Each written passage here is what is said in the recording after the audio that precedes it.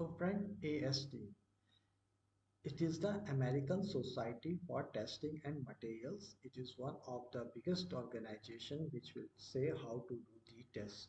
Okay, in India we are using the Bureau of Indian Standards.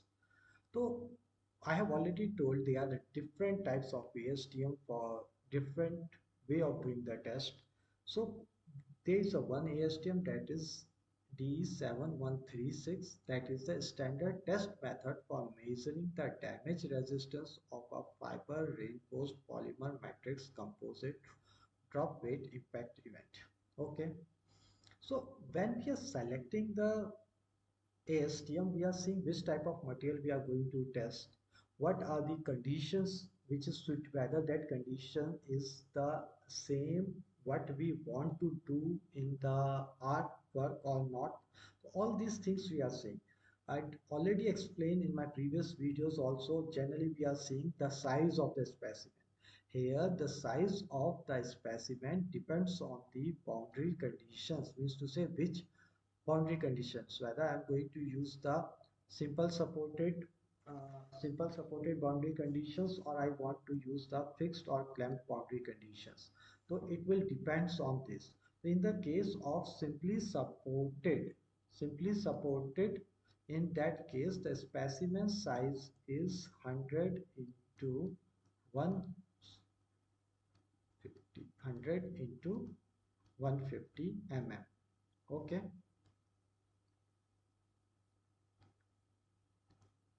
100 into 150 mm, and I have already shown you the specimen holder there. Okay, and I am just showing the gap what was there in the specimen holder was like that you have observed there, and this was actually around 125 mm, and this larger was 150 mm.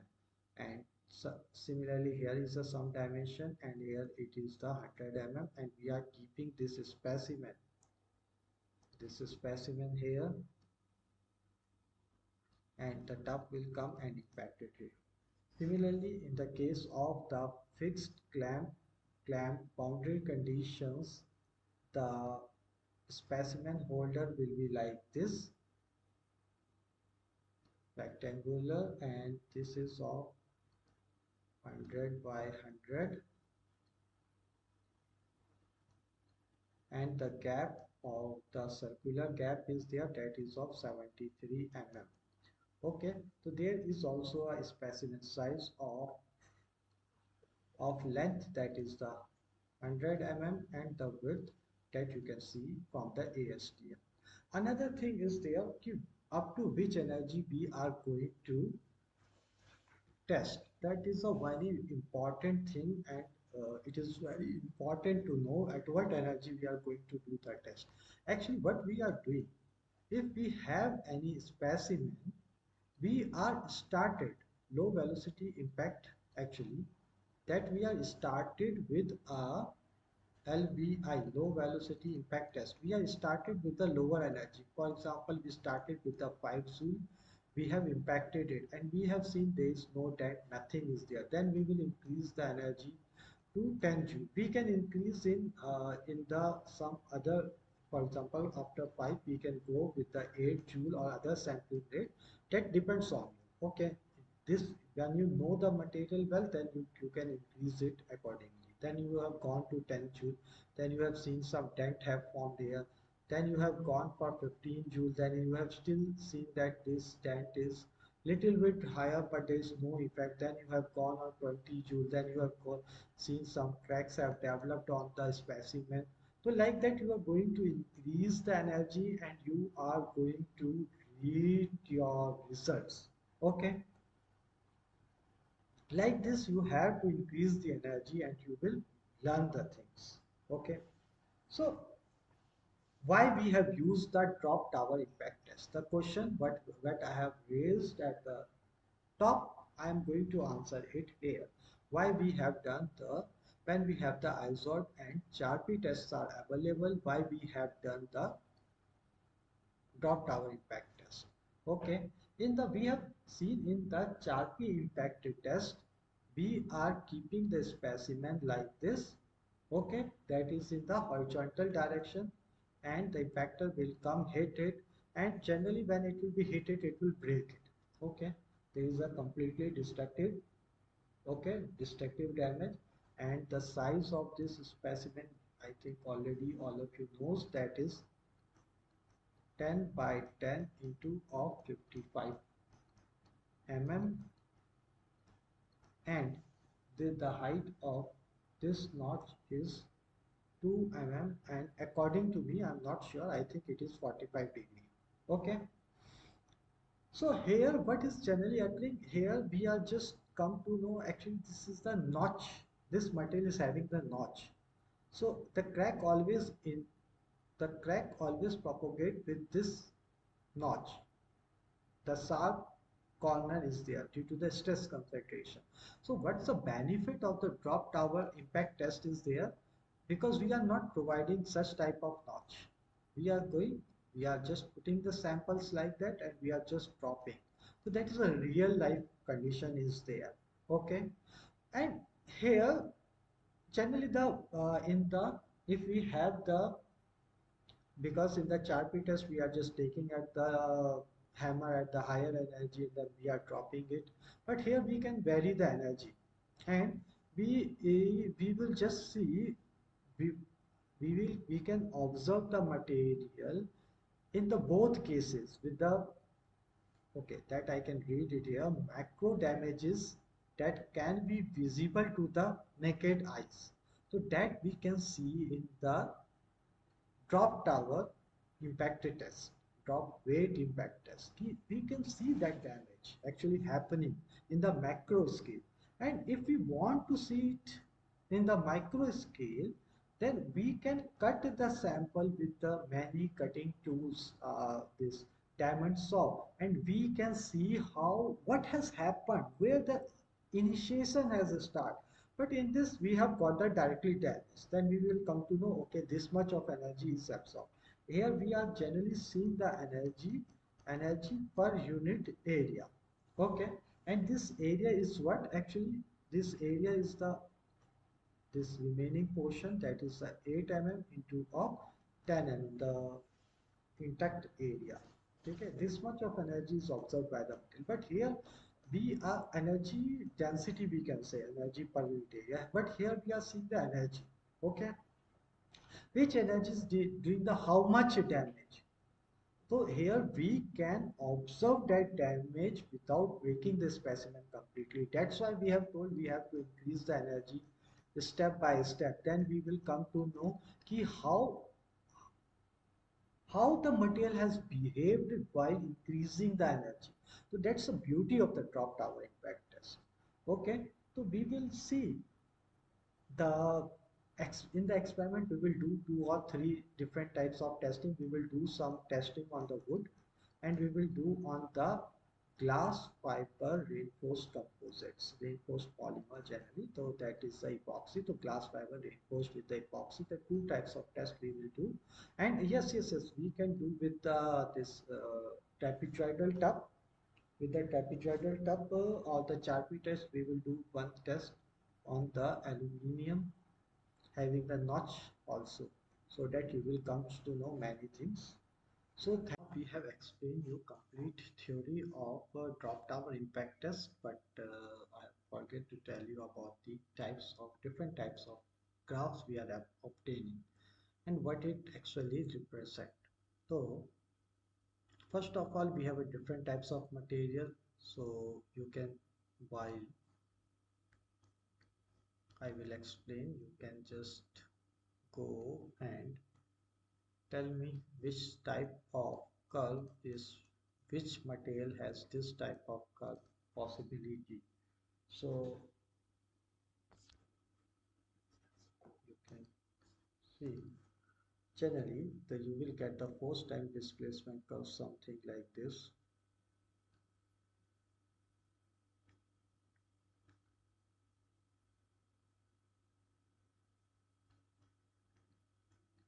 Okay,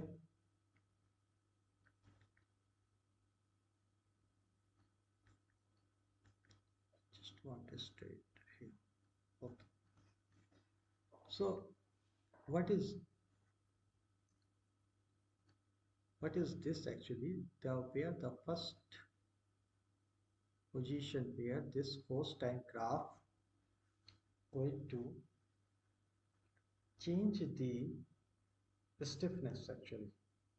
So this oscillation in the force time graph or the force displacement graph.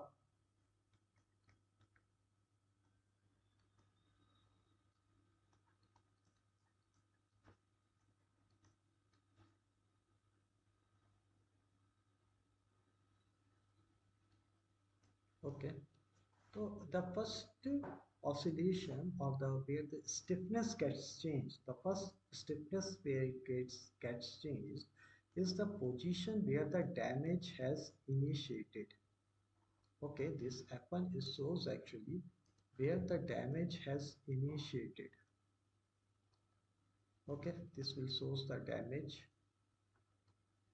initiation. How you can see that the damage? Actually, when you will see the force displacement graph, why the stiffness changed? The first question, why this stiffness has changed from here to here? When this stiffness gets changed, the normal questions comes in the mind when we are doing the tensile test. It is behaving the differently because some damage has initiated there. Okay, and what is this type of damage? After some time period, the force has declined large. Whether you will see the force time graph or the force displacement graph at a certain position, after a certain time, this force has declined. Force has dropped. When these things can occur, can you think this type of material when a force drop?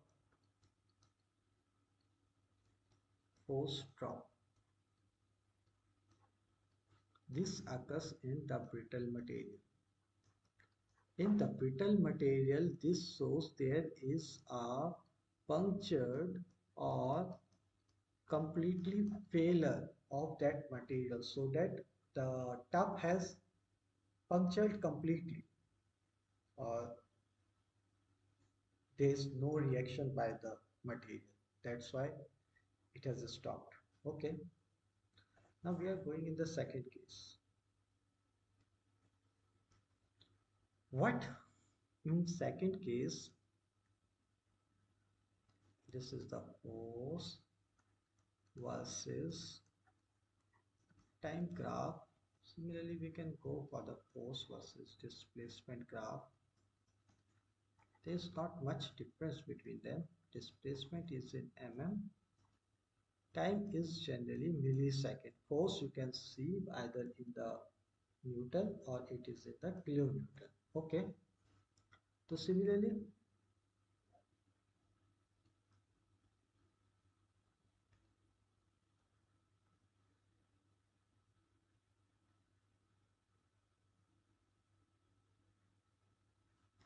take it. This thing I have drawn wrong here actually. Why I will tell you in a bit moment.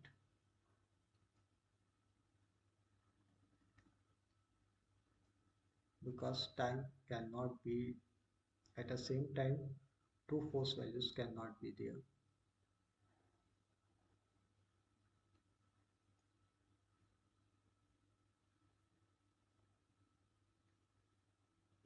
Okay, so you can see there is a maximum force.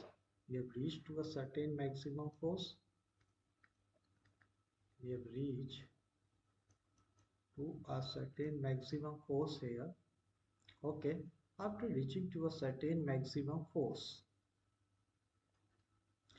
then if you will see in the displacement graph, first of all, you can see that there is again the stiffness change. I have just drawn here to make you the aware that there is a damage initiation has occurred here and the stiffness has get changed. Okay, similarly here the damage has first initiated here, then there is a second damage. There is the same curve actually I am drawing, but I am just drawing arbitrary, so I have not drawn it here. So damage it has reached the maximum force, and after maximum force this displacement is coming back. Have seen this type of graph at anywhere? The force has increases, it has gone with the displacement is there at a some lowering of the force, and then this suddenly the displacement has turned back. Okay, actually my simple question is what the force displacement graph gives. What is work done? What is energy? Energy is force into displacement. The area under the force displacement graph shows the what it shows the it shows this actually the area under these graphs shows the energy dissipated, but this area if you will see, what is this? This is the elastic energy. This is the elastic energy. Can you say where which type of material is having this type of curve availability? And you have seen in the don't say these things, you have not seen this type of curve anywhere. Just my simple question, this is the force versus displacement, what we are doing in the tensile test. We know that it will go here, it will go there.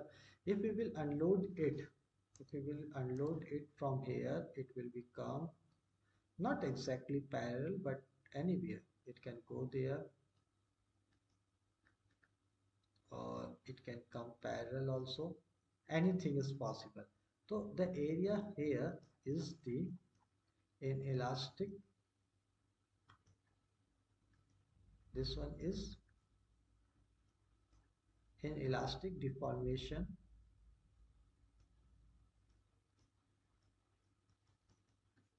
and this area is the elastic deformation. Okay. So the same thing is happening here also. This is a dissipated energy, this is elastic energy. So like this we can go. And why? Where these things occur? This curve, from this curve you can, this is the ductile material. Not exactly, you will get the same type of curve. They maybe have the different, but I'm just giving you a taste how it can be.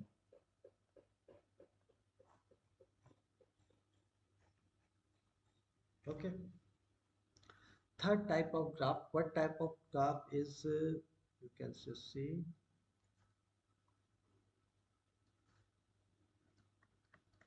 force versus time.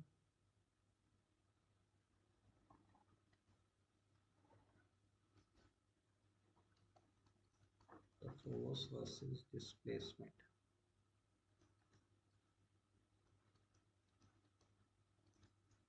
Okay, just I'm going to show you the force versus time graph.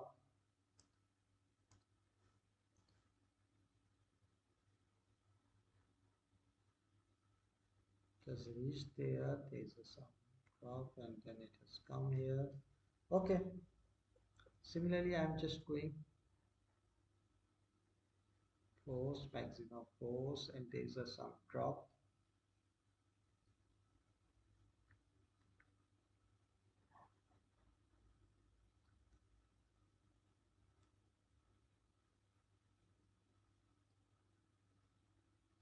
Okay.